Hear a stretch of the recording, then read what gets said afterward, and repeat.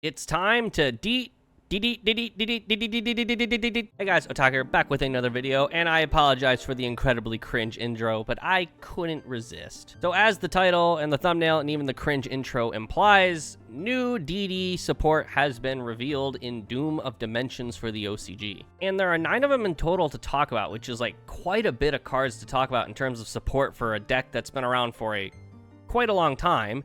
And on top of that, it's already massively expansive to what it's capable of doing, so this is going to be an interesting video. Before we do jump on into the cards, though, I have noticed that a great deal of you that currently watch this video are not subscribed to the channel, so if you like competitive-based content, new card reveals, tier lists, and more, consider subscribing to the channel. But also, don't forget to leave a like on this video, hit the bell button for notifications, and comment down below your thoughts on the new DD support. And on top of that, don't be afraid to join my community Discord, follow me over on Twitch, and use my TCG affiliate link. All links will be in the description down below. But with that, let's take a look at this brand new support. Alright, so there's like 9 cards to cover, as I just mentioned, so we're going to try and breeze through these. I'm not overly familiar with the DD archetype, other than the fact that I know Caesar's been a bitch since the Unchained format.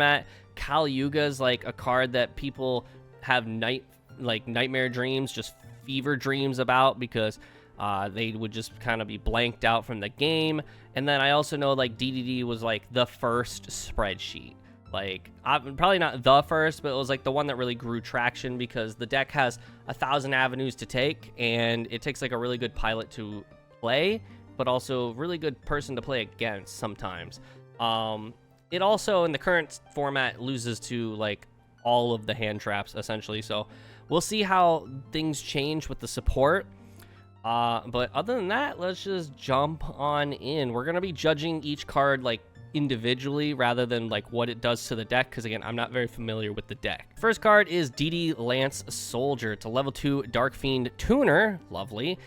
At 400 attack, 400 defense, you can only use the first and second effect of this card's name once a turn. The first effect is you can target one DD monster you control, increase its level by up to the number of dark contract cards you control and in your graveyard. Okay, I do know that contracts are like a big thing that the deck revolves around. They're all like continuous spells and traps.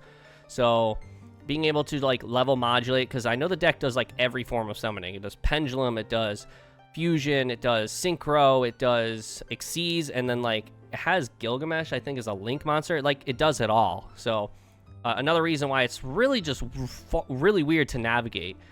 Second effect is if this card is in your graveyard, you can target one dark contract you control, destroy it, and if you do, special summon this card but banish it when it leaves the field. So because it's a tuner, it's going to hit the graveyard, and so I imagine you summon this and then you target another DD monster you control, level modulate, because you probably have like maybe one at minimum contract on the board. You level modulate, you synchro into a guy, I don't know what guy, but into a guy, and then you bring this back by destroying the dark contract that's on the board, which I know has its merits to do, because the dark contracts hit you for 1,000 when it gets back to you. So interesting, definitely interesting. I know like a lot of the dark contracts also on activation like add you a DDD monster or like something that's going to get you to where you need to go. So definitely a good start.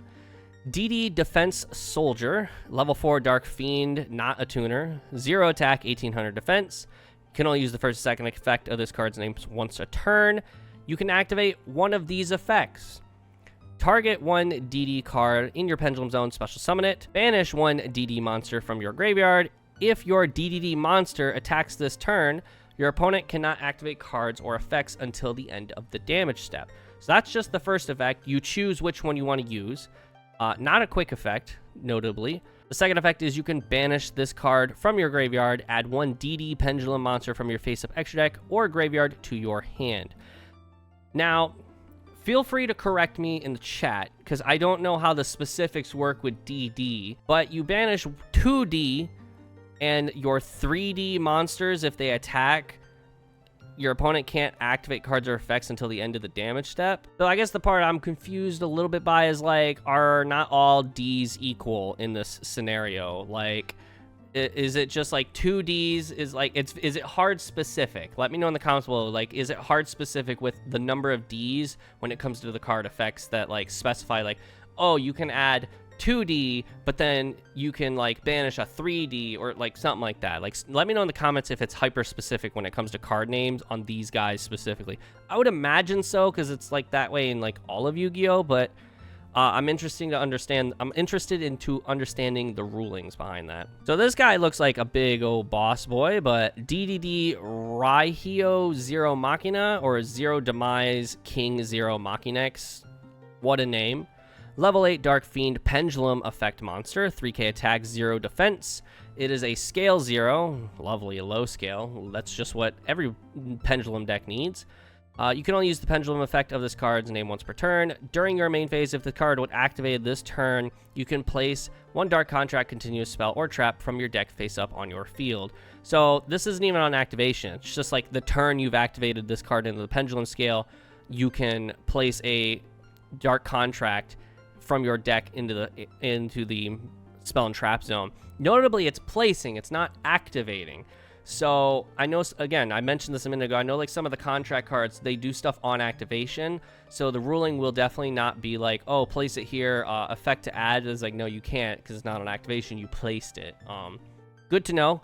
Monster effect, you can only use the first and second effect of this card's name once per turn. The first effect is if a face-up DDD or Dark Contract card you control is destroyed while this card is face-up in your extra deck, even during the damage step, you can special summon this card, then you can destroy one card on the field. Even during the damage step is huge, might I add.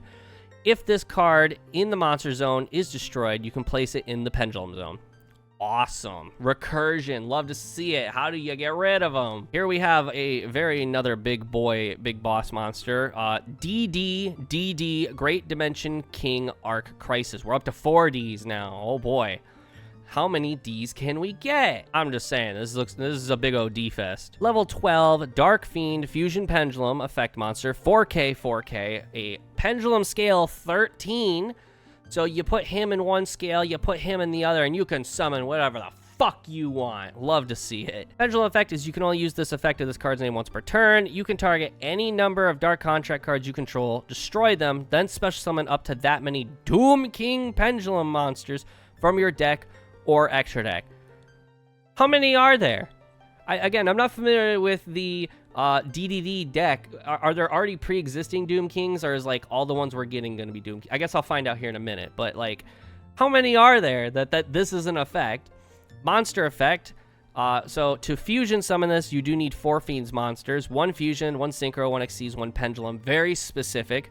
I imagine there might be a way to cheat this out, but I also know the deck can just summon out like all of those in one go. It's like hyper combo deck. This face down card in the extra deck must first either be fusion summoned or, cheat it out, special summoned by banishing the above cards from your field and or graveyard. You can only special summon DD Great Dimension King Arc Crisis once per turn this way, no matter which method you use. They said the next 3 effects you're about to read are so broken, you can only summon him once for the whole turn, and that's all you're gonna need. The first effect is if this card is special summoned, you can negate the effects of all face-up monsters your opponent currently controls. Second effect is can attack all opponent's monsters once each, and the third effect is if this card in the monster zone is destroyed, place it in your pendulum zone.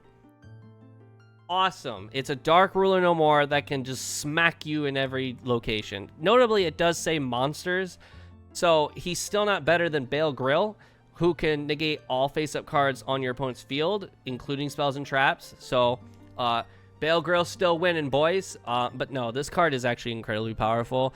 And based on how I vaguely know how the DD deck works, this is probably not the hardest thing to get out. I mean, you're going to still have to make fusions and synchros, xyzs, and pendulums. So it's like, you got to get the guys on the board, but you don't have to get them on the board completely. You can banish them from the graveyard to summon this guy. This is a big boy. And, like, he's powerful.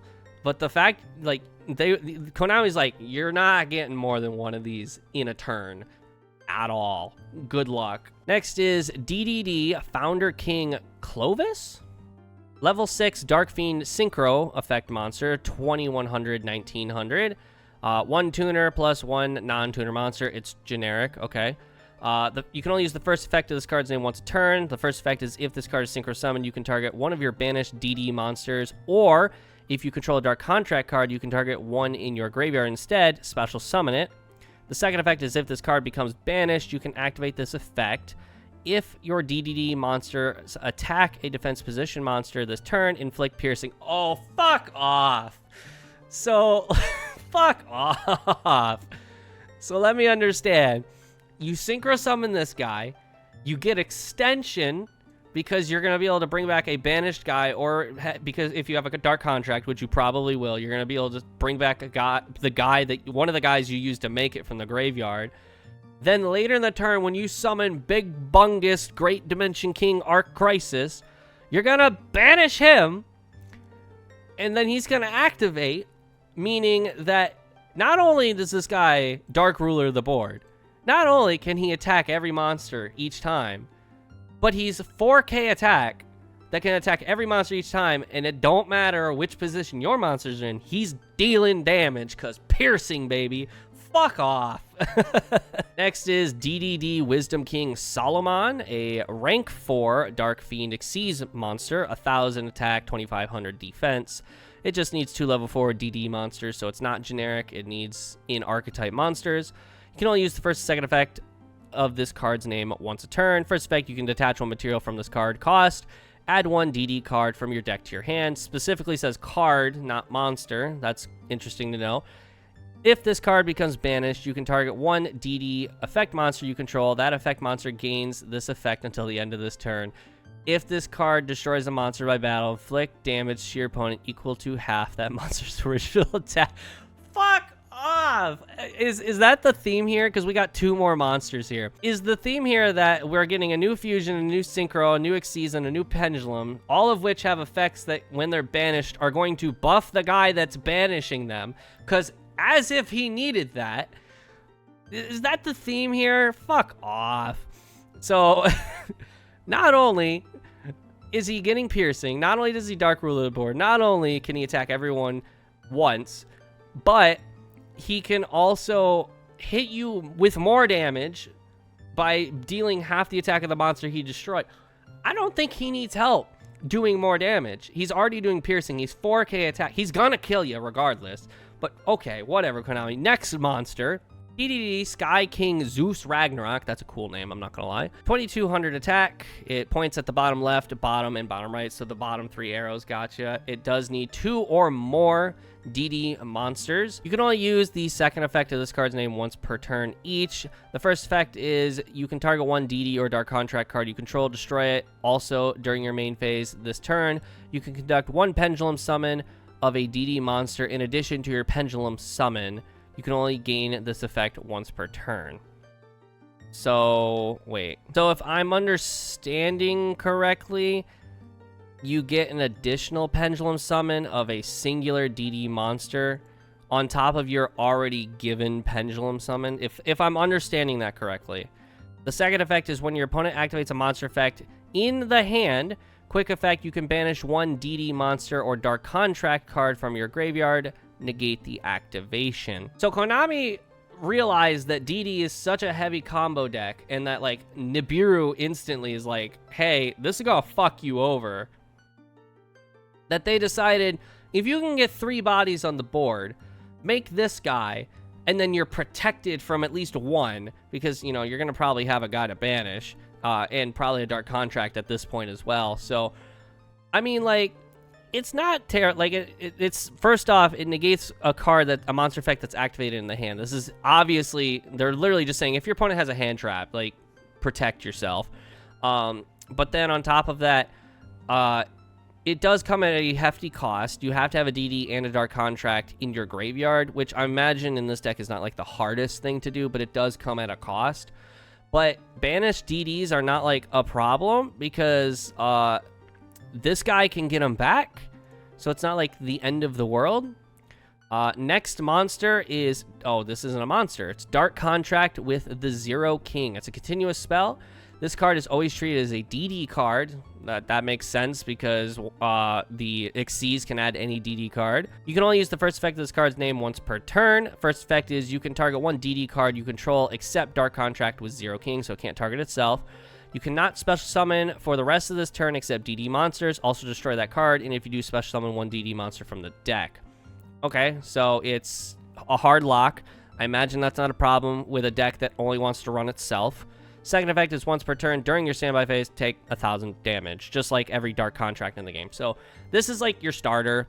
You're gonna activate it, and then you're gonna like you're gonna summon out like a guy, and you're gonna try and do your thing, and then you're gonna use this to pop the guy, and then summon another guy, and blah blah blah blah blah. Yeah, it's not terrible. I imagine most of the Dark Contracts have very similar effects in the sense that they are just like there for further extension. And then the last card is Dark Contract with the Different Dimension. It's a continuous trap card. You can only use the first and third effect of this card's name once per turn. First effect is you can shuffle 2 Dark Contract cards from your graveyard into the deck, then target one card your opponent controls or in their graveyard and banish it. Yes, banish my Dormouse, please, I insist. That's a pretty good effect. Second effect is once per turn during standby, take 1,000 damage. That's pretty standard with all of the Dark Contracts. Third effect is if this card is destroyed, you can gain 500 life points. Then, if it was destroyed by an opponent's card effect, you gain an additional 500 life points. I mean, I guess, like, I feel like that's just kind of like, eh. I think the first effect is, like, the more lucrative, because you're recycling your Dark Contracts that you've been putting into the graveyard, which I imagine is what you want to do, because I imagine you're not running, like, any of these higher than 2 or, like, I can't imagine any of these are 3-ofs, but I could be wrong.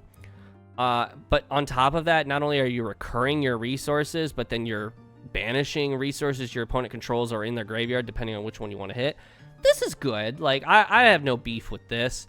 And on top of that, because it's a trap card, this is probably the one that you're wanting to set off of the first guy we talked about, where if he's in the Pendulum Zone, you can set a Dark Contract continuous spell or trap. So you're probably setting this one so that way you can, like, recur your resources mid-combo. So yeah, I feel like this is a good one. I'm not familiar with how many of Dark Contract continuous traps there are, so I don't know if this is, like, your best option.